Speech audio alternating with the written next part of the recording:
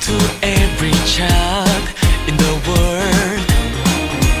Always on time, you're never late. Every year. How does it feel to work? Everyone's soft, no one to help you. How do you reach your soul? It's for sure, no one does it better. Christmas is finally here.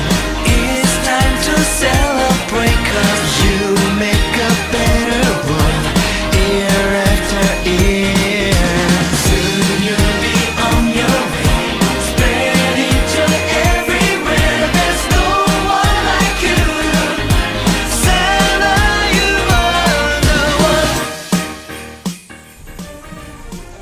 ចា៎ជំរាបសួរលោកលោកស្រីកញ្ញាសុខស្ដីប្រិយមិត្តទេសនិកទាំងអស់ដែលកំពុងតែតាមដានទស្សនាចា៎ បាទហើយថាទីនេះបាត់ជាតំបន់បរិវេណមួយដែលជាចំណុចដែលសំខាន់ដែរសម្រាប់បាត់ប្រទេសកូរ៉េនៅឯទីក្រុងសេអ៊ូលនេះហើយជាតំបន់នេះគេហៅថាបរិវេណបាត់ពងវ៉ាមិនបាទ ពងវ៉ាមិននេះគឺជាភាគខាងជើងនៃប្រទេសទីក្រុងសូលចា៎ដែលជាតំបន់មួយគេហៅថាតំបន់ប្រពៃណីជា traditional មានលក្ខណៈប្រពៃណីព្រោះអីមុននេះគឺយើងនៅខាងភាគខាងត្បូងគេហៅ Southern Part ហ្នឹងគឺជាតំបន់មួយដែលមានលក្ខណៈទំនើបជាងទីនេះចា៎ប៉ុន្តែចង់បញ្ជាក់ថាថ្ងៃនេះអាកាសធាតុគឺ13អង្សាអញ្ចឹងវាមានលក្ខណៈបញ្ជាក់វិញចា៎ គិតទៅវាអាចថាជាអាកាសធាតុដែលកកហើយសម្រាប់បាត់អាកាសធាតុបែបនេះមកគិតថាជាពលរដ្ឋខ្មែរវិញយើងថាជាពិបាកស្មើខ្ញុំមកមួយថ្ងៃនេះមកអញ្ចឹងដែរក៏ចោះពីឡាននេះបាទគឺ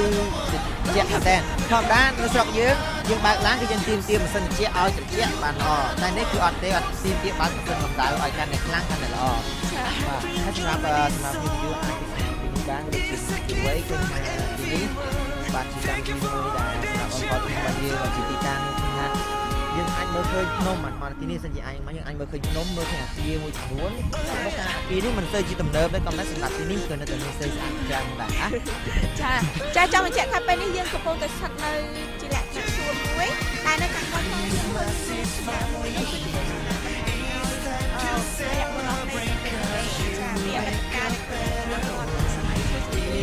ចាគាត់ជាខេត្តពិសាជុំចាហើយនៅខាងមុខយើងនោះវិញគឺជារូបសំណាករបស់ស្ដេចអង្គដែលគាត់គឺជាអ្នកបង្កើតឡើងដំបូងគេនៅតួអក្សររបស់ប្រទេសកូរ៉េដែលមានឈ្មោះថាស្ដេចសាជូគឺក៏ជាសាជូ បាទជាពិសេសអ្វីដែលខ្ញុំចាំសង្កេត